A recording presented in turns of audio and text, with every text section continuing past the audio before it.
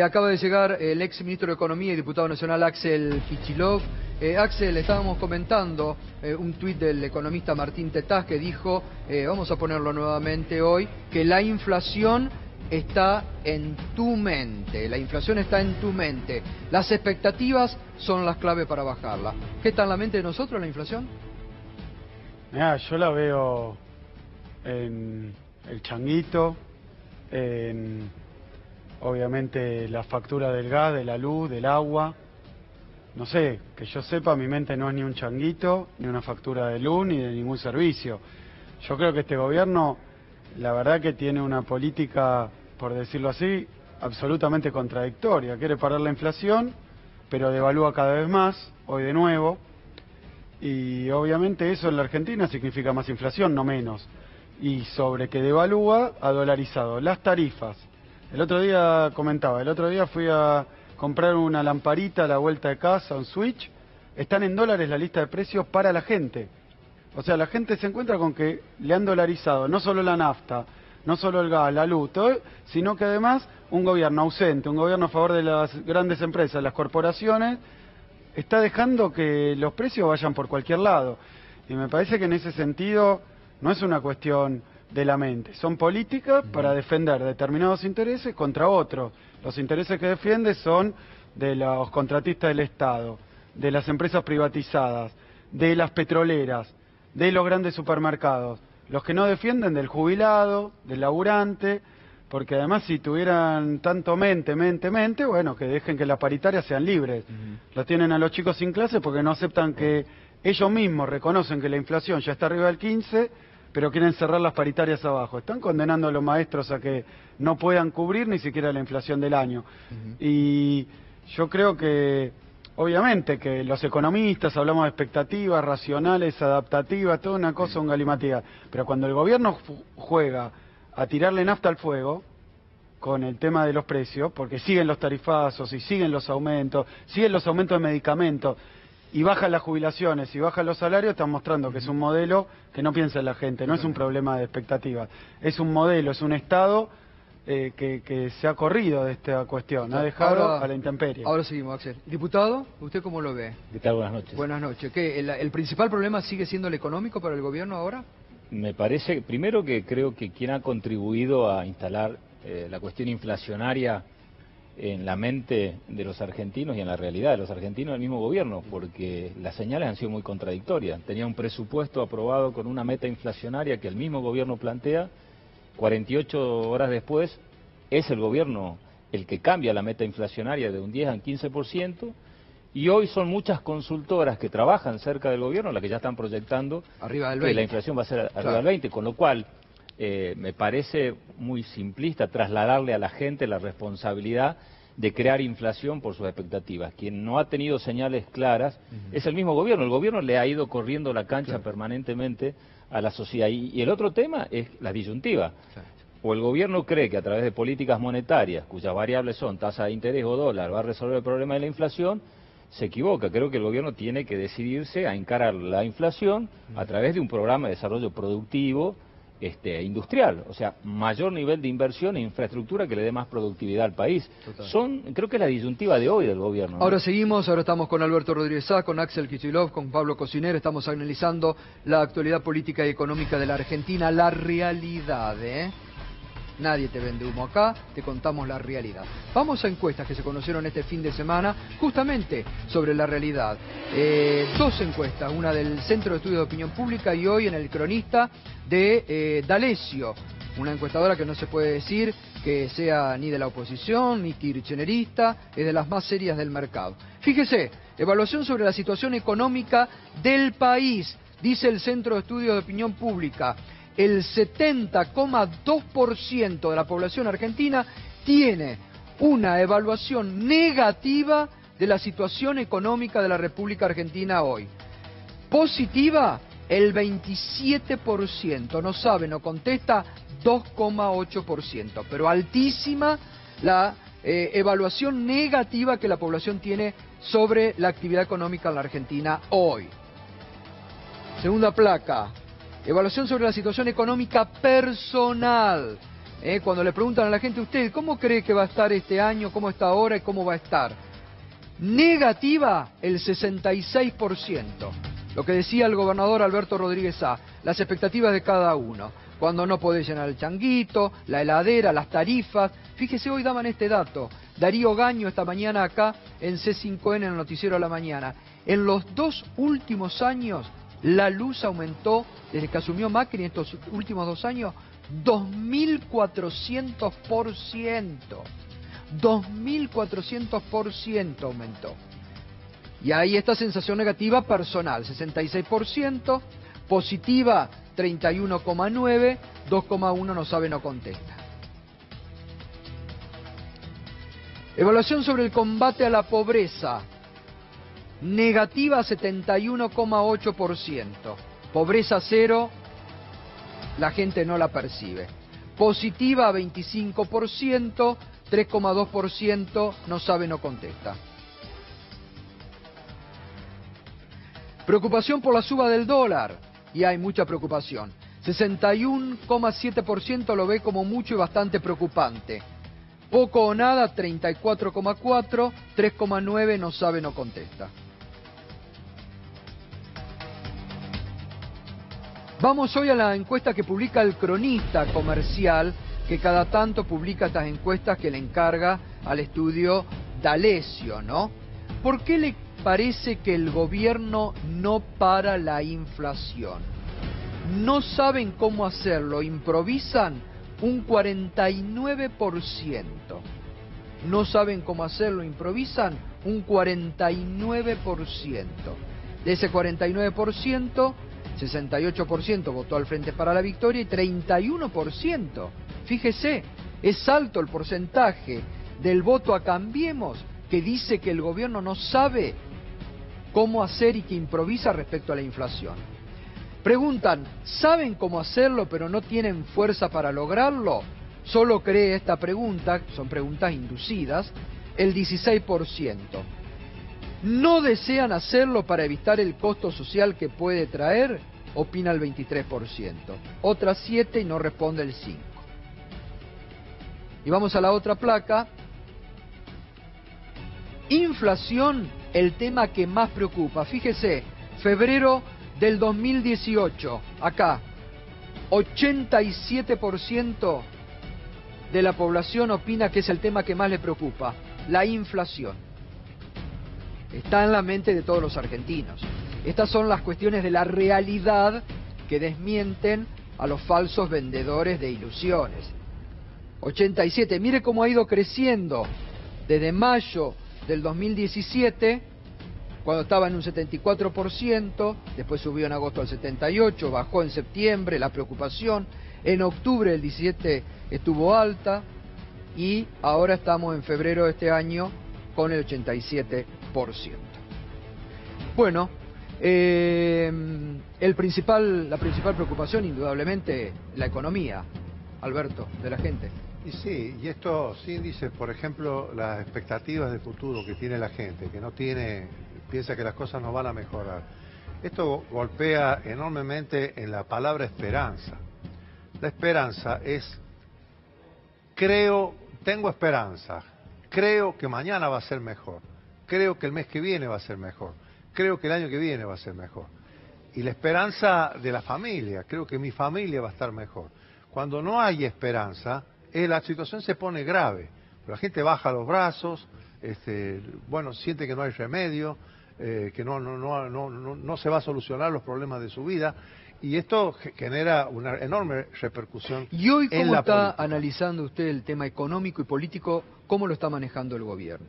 ¿En qué punto estamos? Porque según el presidente la semana pasada en el Congreso, estamos en el mundo ideal, es un mundo de maravilla. Lo peor ya pasó, dijo. Lo peor ya pasó.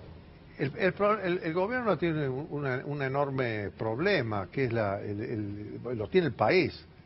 Ha generado un endeudamiento impresionante, incalculable. Ha duplicado lo que la Argentina se endeudó en 200 años y sobre todo en los últimos tiempos.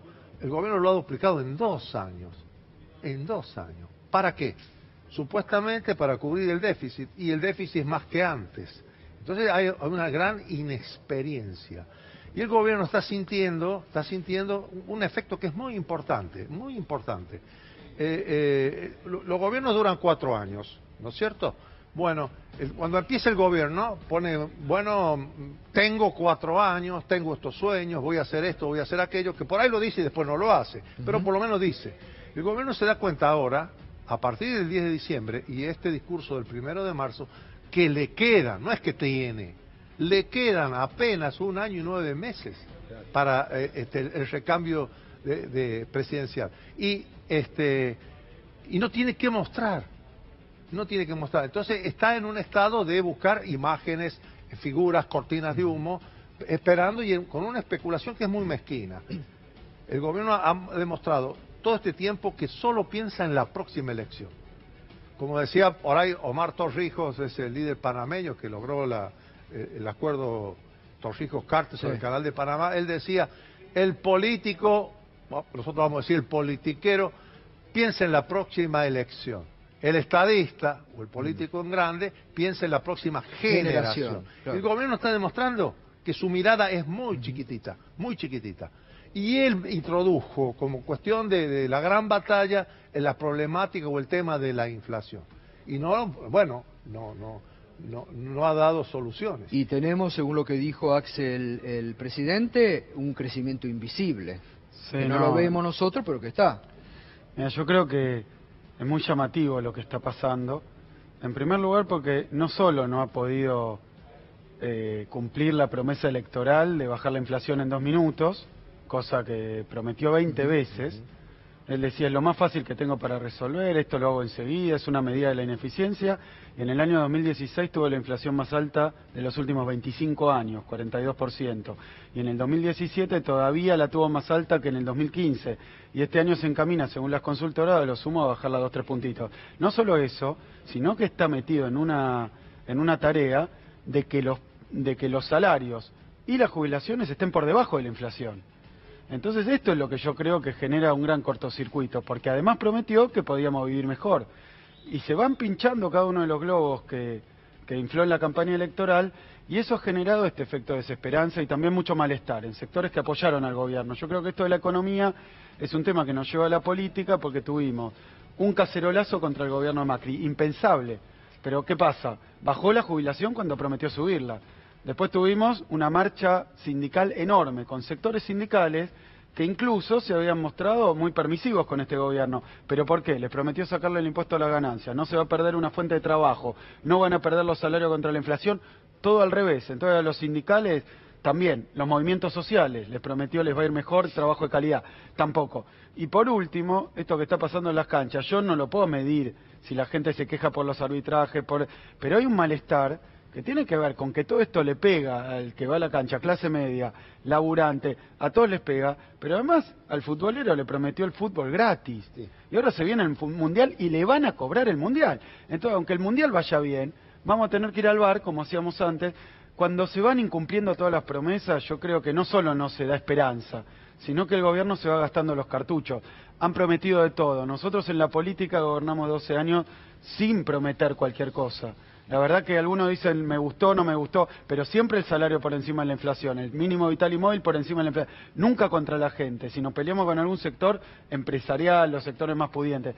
Por eso yo creo que este gobierno tiene un gran problema económico, pero que es también político, porque aún si ahora consigue controlar la inflación, va a querer los salarios por abajo. Así que no vamos a llegar a fin de mes. Los tarifazos siguen, porque esos son los compromisos que el gobierno tiene fuertes. Y en este momento, a nivel económico, ¿cómo estás evaluando vos la gestión? No, ¿En qué momento? Porque el presidente también prometió, vamos a dejar de endeudarnos, pero es este gobierno el que se endeuda. Sí, lo dijo Duhovne unos días antes. Está bien. Vamos a dejar de endeudarnos en el 2020. Sí. Hoy el dólar se por primera vez el Banco Central salió a actuar. Digo, ¿lo viste eso como un gesto de preocupación? Veo que el gobierno, y sigue mintiendo con la economía también, dice que tiene la tasa de interés alta para bajar la inflación. Bueno, muchachos, 27 meses, prueben otro remedio. Pero ¿qué pasa? Precios cuidados, ahora 12, todo lo que se venía haciendo, que prometió mantener, lo abandonó. La tasa de interés es para que no se le vaya al dólar. Entonces ahí hay una pulseada espantosa que todas las soluciones son malas, porque si sube la tasa de interés tiene un problema de recesión, si la baja se le va el dólar, y entonces ahora interviene y rompe otro de los misterios que había planteado, que el mercado fija el dólar. No es así, Gato. Ya hizo intervenir al Banco Nación, al FGS, a todo el mundo. Ahora interviene el Banco Central.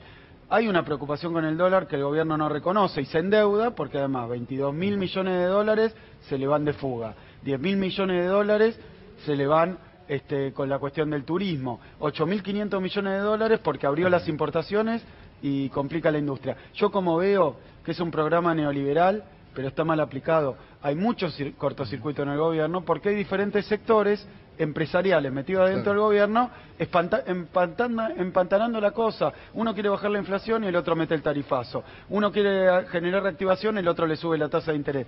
Ya se ve que si no tienen una unificación del control de la economía y además empiezan a trabajar para la gente, la verdad que todo lo que prometieron no se va a cumplir, es muy difícil para la política.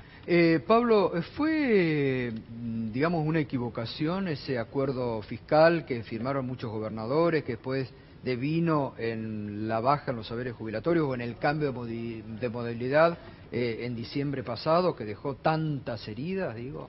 No, bueno, a ver, es un acuerdo que han firmado casi todos los gobernadores, 23 gobernadores, de distinta orientación, de distinto signo político, obviamente que tendrían que plantearlos ellos claramente su fundamento. Nosotros lo que hicimos, o por lo menos el grupo de legisladores que trabaja con los gobernadores que firmaron el acuerdo, es sostener eso por una cuestión obviamente de gobernabilidad, pero yo siempre lo dije, muchas de esas medidas, si no hubiese existido ese acuerdo de los gobernadores, creo que no hubiese pasado el Congreso. Esto claramente tenía que ver con compromisos asumidos desde la gobernabilidad. Pero no los llevaron, digo, a muchos de ustedes a una encerrona y que hoy, por ejemplo, bueno, digo, a ver... Que uno no haya estado individualmente de acuerdo con muchos puntos no quiere decir que uno no asuma la responsabilidad de haber tomado las decisiones que entendíamos que había que tomar en ese momento, a partir de un acuerdo firmado por los 23 gobernadores y media sanción del Senado, y después de haber dialogado, o sea, ninguno de nosotros tomó una decisión desde lo individual. Nosotros tuvimos reunión de trabajo con esos gobernadores y plantearon claramente sus razones de por qué había que avanzar. Vuelvo a decir, sin ese acuerdo muchas de estas medidas no hubiesen tenido sustentabilidad en el Congreso. Ahora, sí creo claramente que en la medida que uno se va alejando de esa fecha, muchas de esas recetas que había planteado el gobierno claramente se van cayendo. ¿Por qué? Y porque yo, como decía el gobernador, a mí el dato que más me preocupa de allí es la expectativa. Este gobierno venía siendo sostenido por muchos sectores de la sociedad, aún descontento con algunas medidas, pero por una expectativa que las cosas iban a cambiar. Cuando a este gobierno se le cae uno de los valores fundamentales que tenía como capital, que era la expectativa hacia futuro, creo que ahí está en problemas. Bueno, usted no firmó ese acuerdo. No, bueno, por muchas razones. Primero, ¿qué tenemos que ver los gobernadores con... ¿Podemos o debemos ir a presionar a nuestros legisladores para que firmen una reforma previsional que perjudique en 65.000 millones de pesos a los jubilados? Eso es un absurdo. Los legisladores están en libertad de acción y no están condicionados por el gobernador para votar una ley, que el pacto fiscal no tiene nada que ver con eso.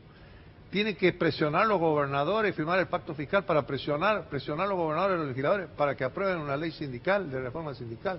A mí me parece monstruoso. Bueno, ahora el pacto fiscal con respecto a cada gobierno. Había que renunciar a las deudas, a los créditos que tuviera la provincia con la nación. No tenemos créditos multimillonarios y nos debe la nación con fallo de la Corte Suprema. ¿Cómo vamos a renunciar? En su momento, el gobierno de San Luis planteó una consulta popular al pueblo de San Luis. Sí. Debemos acudir a la Corte Suprema o a tribunales internacionales reclamando la deuda de San Luis. Y el pueblo de San Luis votó por el 80 y pico, 84%, sí, hay que reclamar la deuda de la Corte Suprema. Y es lo que hemos hecho. Ganamos el fallo y nos dicen ahora, gobernador, firme que usted renuncia. Claro. Pero automáticamente que firmo soy motivo de juicio político mi conducta. Claro. Eso, entonces no se puede firmar. Ahora, segundo, gobernador, ¿por qué los otros firman? Bueno, y usted no? Espera. Segundo, en el pacto fiscal está que nosotros tenemos que, el gobierno nacional, para decirlo fácil que nos entienda todo el mundo, pasa a controlar los impuestos provinciales. ¿Cuánto? ¿Cómo? ¿A quién debemos cobrar los impuestos provinciales? La recaudación de la provincia es, parte son la coparticipación federal y los impuestos provinciales. Por supuesto que la coparticipación sola de ninguna manera nos cubre el presupuesto. Entonces, si nos achican el presupuesto por disminuir la coparticipación y además pretenden controlar qué impuestos podemos cobrar, bueno, eso ya es una renuncia al federalismo y prácticamente la autonomía. Y por otro lado, y esto es muy interesante que todavía no ha aparecido como situación, impone que los gobernadores deben imponer a los municipios el cobro de las tasas municipales, los ABL, etcétera, en cada municipio. Debe condicionar. Entonces ahí estamos matando el tema del régimen municipal. La provincia de ninguna manera podía firmar. ¿Por qué firmaron los otros gobernadores? Yo creo que hubo muchas razones. Algunos habrán tenido problemas y esta ecuación les convenía. Otros se habrán sentido apretados. Puede haber sentido apretado. Imagínense que San Luis no firmó y a la media hora, o por decir así, al poquito tiempo, no nos mandaban los remedios contra el SIDA, que es una obligación a San Luis. Esto sucedió. Por supuesto, nos han cerrado todas las puertas del diálogo, pese a que el presidente hable todos los días del diálogo. O sea que hay medidas coercitivas que se están usando contra la provincia de San Luis, que supongo que algún gobernador puede haberla querido evitar. ¿Aprieta este gobierno? Por supuesto, claro que aprieta. Me permiten, ya seguimos con el debate que está muy interesante y las opiniones, pero durante el fin de semana el diario Perfil publicó los primeros documentos que incriminan al titular de la AFI, Gustavo Arribas, en el escándalo, la operación Descarte, que denunció la semana pasada la Policía Federal de Brasil. Y la primera que se presentó en tribunales es Elisa Carrió, para que se investigue nuevamente a Gustavo Arribas. Vamos a ver los documentos revelados por el diario Perfil durante el fin de semana. Reiteramos, primeros documentos que aparecen que incriminan, que complican a Gustavo Arribas. Dice el vocero de la Policía Federal de Investigaciones de Brasil, una de las formas de Rey Silva. Rey Silva es un empresario que había conformado toda una operatoria que triangulaba la plata después para arriba. Una de las formas de Rey Silva de blanquear el dinero, ojo que están hablando de blanqueo, de lavado, fuga, lavado y blanqueo, un término que el gobierno utiliza mucho para distinto, bueno, lo estaba utilizando y hablamos con Moyano, contra Hugo Moyano. Acá la policía de Brasil y su vocero dice, una de las formas de Rey Silva de blanquear el dinero era mediante pagos de gastos personales y patrimoniales de él y su familia, incluidos bienes de lujo como autos Ferrari y Maserati, pagos a las empresas trucha de Alberto Youssef, preso por el Lavallato, transferencia de valores para Gustavo Héctor Arribas, aquí aparece el titular de la AFI, transferencia de valores para Gustavo Héctor Arribas, sospechoso de corrupción en la Argentina relacionado con Odebrecht y el Lavallato. Lo dice el documento oficial de la Policía Federal de Brasil. Gustavo Héctor Arribas, sospechoso de Héctor de corrupción. Ahí está el documento oficial. Ahí está, lo otro era la traducción. Fíjese, ahí está, Policía Federal, Superintendencia Regional de San Paulo, Delegación de la Represión de la Corrupción de Crímenes Financieros. Cabe destacar la relación de Atila Rey Silva con el grupo CBC Turismo y Gustavo Héctor Arribas, funcionario público argentino, en las declaraciones prestadas en sede policial por el colaborador Leonardo Meirelles, las cuales confirman como mínimo la práctica del crimen de evasión por Atila Rey Silva. Durísimo y contundente estos documentos de Brasil, ¿no? Hay que decir que hoy se presentó en tribunal. Ahí, ahora enseguida, Darío. Silva, en 3 oportunidades, también en 2013, recuerda haber efectuado 14 transferencias bancarias internacionales de su cuenta RFY Import-Export del HSBC de Hong Kong a la cuenta de Gustavo Arribas en un banco de Argentina. También en 2013, que el valor transferido para Gustavo Arribas fue de $850.000, que quien le solicitó que hiciera la transferencia fue Alberto Youssef, el cual atendía un pedido de Atila Rey Silva, que no tiene idea del motivo por el cual Atila Rey Silva solicitó esa transferencia para Gustavo Arribas. 3 veces los documentos lo nombran relacionado a cargos de corrupción al titular de la AFI. Sí, Darío. Sí, quiero decir que hoy se presentó el Sí. titular de la AFI ante el juez Claudio Bonadío. ¿Por qué ante Bonadío? Porque ahí hay una denuncia anterior y él se presentó para demostrar con papeles que no tiene nada que ver. En Pero no realidad, tendría que investigar Canicova Corral, que lo por supuesto. lo sobreselló. Recordemos que el esa viernes causa- Canicova nos dijo que si había algún dato nuevo él iba a investigar. Claro, pero recordemos que esa causa todavía no terminó. No. Está en la Corte Suprema de Justicia. Esto es viejo lo de Gustavo Meireles. Del año pasado, ¿te acordás? Nosotros Sí, sí, pasamos sí, sí, lo que sí, él sí. declaró y tenía que ver con aquellos muebles que se compraron y que teóricamente dijo y reconoció Gustavo Arribas Que había hecho una que él transferencia. había hecho la transferencia, ¿no? Una, dijo. Exactamente. Acá están hablando de 14 Esto es nuevo. transferencias. Esto es absolutamente porque el gobierno quiere confundir que es lo mismo que Claro. antes. No es lo mismo, es nuevo. Y recordemos que el titular de la AFI maneja mucha información.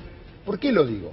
Porque si está investigado por la justicia y llega a ser imputado, atención con el tema de la doctrina Irursum. Porque recordemos que hay funcionarios del gobierno anterior que por tener poder residual, entre comillas, pueden perturbar la investigación. Y eso que se fueron hace 2 años y pico. Ahora, un funcionario de este gobierno que está en el ejercicio del poder, que está denunciado, llega a ser imputado y eventualmente procesado, tendrá que ir preso también. ¿Aplicarán la misma doctrina? Bueno, Es muy por eso preocupante. fíjate que ya están diciendo muchos que quieren regular la prisión preventiva. Exactamente. Que Y es lo- una exageración, ya están hablando incluso la preocupación. La semana pasada lo dijo acá el diputado Daniel Lipovetsky, que algunos jueces estaban exagerando, que había que regular. Gustavo, Digo, me parece que comienzan a recoger el hilo del barrilete, ¿no? Gustavo, ¿vos te imaginás al presidente permitiendo que detengan a Arribas? Pero si la El justicia es funcionario, el independiente. funcionario vive en su casa, Sí. vive en la casa del presidente. Y comparten el mismo abogado, Y ¿eh? No, ese- Alberto Pérez Chada. Bueno, pero si la justicia es independiente. Es que sí, ¿Es un que hay gobierno uno que hay corrupto otro. el de Macri, Alberto? Mirá, a mí el tema de la deuda externa demuestra un altísimo nivel de corrupción. Otros temas, yo la verdad, como soy abogado y mantengo prudencia leería el expediente. Pero lo de la deuda externa es tan claro. Es lo que denunció Olmos, es la bicicleta financiera, es todo eso en un saqueo al país impresionante. ¿Es Ahí un hay gobierno una corrupto enorme- el de Macri, Axel? Mira, yo quiero ser claro en esto y la cuestión de prudencia que decía Alberto, me parece que es importante porque nosotros venimos denunciando a este gobierno, más allá de sus hechos de corrupción, porque ha usado presuntas causas de corrupción, que ahora ni son de corrupción, porque son cualquier cosa, para perseguir a su oposición. Básicamente, sale una noticia en el diario o un arrepentido en chancleta, dice que tal es culpable, un juez, amigo del gobierno, actúa y le dictan la prisión preventiva. Ese procedimiento, el problema que tenemos es que hoy, con esa misma doctrina, tendría que estar, creo que hay 50 funcionarios del gobierno actual con acusaciones y ahora aparecen arrepentidos. Y me permito decir que si ese señor Meirelles, en vez de nombrar a Rivas, hubiera nombrado a cualquiera del gobierno anterior, Del otro lado, estaría claro. en cana, ¿eh? Estaría hoy en cana, yo no tengo ninguna duda. Con lo cual, lo que empieza a saltar es que lo que el gobierno anterior llamaba corrupción, si el gobierno actual llamaba corrupción del gobierno anterior, si se lo aplicamos a este, ya tiene montones de casos y situaciones Porque similares. como siempre decimos, ha sido el mismo gobierno de Cambiemos quien ha puesto siempre la vara muy alta, que lo que pasaba en la Argentina a ellos no les iba a tocar. Todos estos hechos, ¿cómo los viven ustedes? Denuncias, las de contra Luis Caputo, Gustavo Arribas, muchas Díaz Gilligan, otras. que se tuvo Díaz que ir. Gilligan, que con una cuenta en Andorra que no supo explicar y que se tuvo que Bueno, ir. creo que hoy el gobierno lo que está viviendo es la consecuencia de lo que vos decías. este gobierno hizo de levantar la vara en cuanto a la exigencia de los niveles de transparencia, que me parece lógico, todo gobierno tiene que levantar la vara en cuanto a ese criterio, pero ahora toca rendir cuentas. El tema es que es muy difícil pretender controlar el pago de los impuestos a los argentinos si vos tenés gran parte de tu patrimonio en un paraíso fiscal. Es muy difícil lograr credibilidad para la renegociación de la deuda cuando vos formaste parte de grupos económicos que se pueden beneficiar con la negociación. O es muy difícil generar credibilidad sobre la honestidad cuando tenés estos informes de organismos de investigación de Brasil. Entonces, el problema que tiene el gobierno hoy, que tiene que empezar a dar explicaciones sobre hechos que le había prometido a los argentinos que no iban a existir. Pero bueno, son las reglas de juego. Primero, que el manejo de la ética pública te indica que tiene que ser, y son las reglas de juego que el mismo gobierno impuso, así que tendrán que ir a la justicia y al Congreso a darles explicaciones. Gustavo, y un pequeño comentario más. La verdad es que muchas de estas investigaciones provienen de afuera, a diferencia de todo el menjunje que ha hecho entre servicios, justicia y medios en los casos del gobierno anterior. Y yo no creo que este es un tema de que haya subido la vara de la transparencia. Está persiguiendo dirigentes opositores, ninguna vara de la transparencia, porque lo que ellos llaman conflicto de intereses, ¿qué vendría a ser? Yo soy dueño o socio o gerente de una empresa y voy y beneficio a esa empresa. No es ningún conflicto de intereses ni se arregla, como dice Laura Alonso, con que firme un subalterno. Es corrupción. Ahora, hay que investigarlo, hay que meterlos en cana antes de descubrirlo. Los conflictos de intereses que tienen, que son abundantes. Pero ¿no? Además todos los días por el diario se aprietan jueces en la Argentina. Entonces estas son novedades totales, no es subimos la vara y ahora resulta que tenemos que aplicar. No, es que han perseguido a funcionarios del gobierno anterior con cosas que están, pero nada que ver con las cosas que ocurren bajo este gobierno. Ese tema es muy importante, porque la actividad persecutoria tiene que realizarla el Poder Judicial, no el Poder Ejecutivo. Claro. Y acá, bueno, es más que evidente cómo se inmiscuye el Poder Ejecutivo en una actividad que debería ser el Poder Judicial.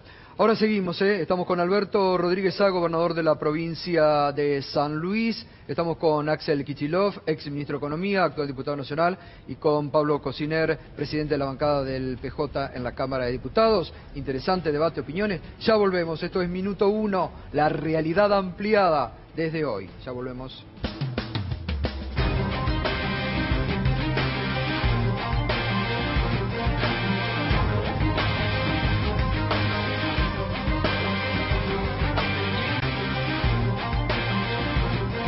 Continuamos esta noche en Minuto 1. A partir de hoy, recuerden, nuevo horario desde las 20 hasta las 22 con los debates de la realidad. Alberto, ¿puede haber 2019 para un peronista? Bueno, la consigna nació porque alguien dijo, no, bajamos los brazos, Macri tiene la vaca atada. Y un gobernador peronista va a llevar un candidato testimonial. ¿Qué? Un gobernador peronista. Bueno, eso. Puede ser. Y entonces, no, solamente dijimos, hay 2019, y todo el mundo entendió. Entendió. La vocación de la justicia social y nuestros sueños tienen que realizarse, y esto es lo que la gente quiere. ¿Puede haber un justicialismo unido para el 2019, Pablo? Sí, yo creo que sí. En la medida que nosotros entendamos de que la perspectiva del 2019 pasa por un peronismo que se referencia en la agenda de estos temas que hablamos y no en la discusión de poder de los dirigentes desde la individualidad, creo que sí. Lo importante es que el peronismo llegue con una propuesta que sea para volver a construir un proyecto mayoritario, no quedarnos conforme con conducir la oposición. Creo que tenemos que animarnos a construir, y para eso hay que abrir un poco las expectativas y sumar a sectores de la sociedad que por ahí en algún momento se Axel, ¿puede haber un 2019 con un peronismo unido, con los distintos sectores? Mira, yo coincido en que este ideario del peronismo, el proyecto del peronismo, no solo está vigente, sino que es posible pensar en una Argentina más inclusiva, es posible pensar en la industria nacional, es posible pensar en la integración no solo con las grandes potencias que están en otro capítulo. Ahora, todo eso hay que expresarlo de una manera muy clara. Y me parece que mientras nosotros tengamos esa vocación y le podamos demostrar a la gente que lo que armó este gobierno fue sacarnos de una crisis que no existió para llevarnos a un crecimiento invisible, la verdad es que me parece que hay un proyecto que hay que actualizar, que hay que renovar, pero que ahí está. Y que piensen todos los argentinos, no en un grupito así que cabe en un cuartito en la Casa Rosada. Ahora, vieron que el gobierno dice el peronismo ya es lo viejo, no existe, ya hay que tirarlo por la ventana. A la luna lo quiere mandar. A la luna. Cuéntala. Hace 70 años que se viene planteando lo mismo, ¿no? Perón dijo, mi único heredero es el pueblo. Mientras existe el pueblo argentino, el peronismo va a tener siempre vida y posibilidades de realizar los sueños. Última tanda y venimos para el cierre aquí en Minuto 1 con todos los invitados.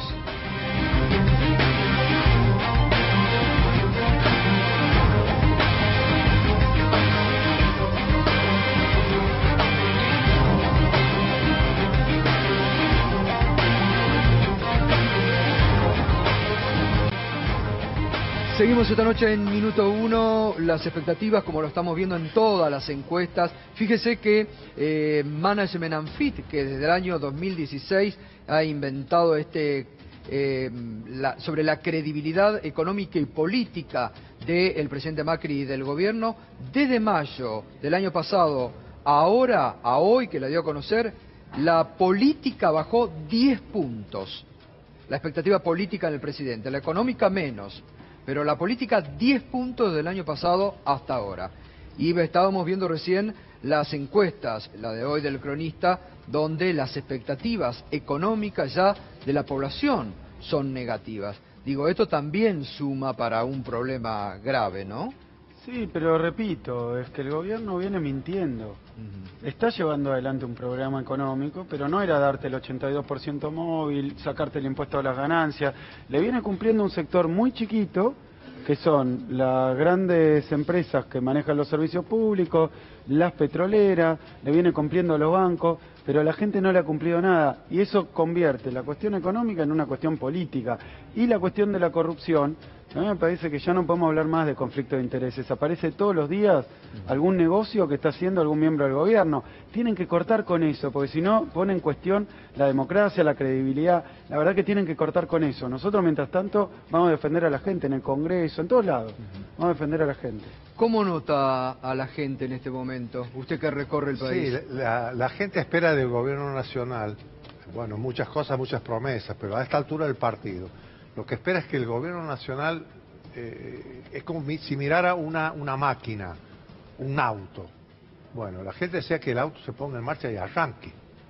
La sensación que tiene la gente es que no arranca el gobierno, no arranca. ¿Qué puede mostrar? ¿En qué estamos caminando? ¿En qué vamos buscando el futuro?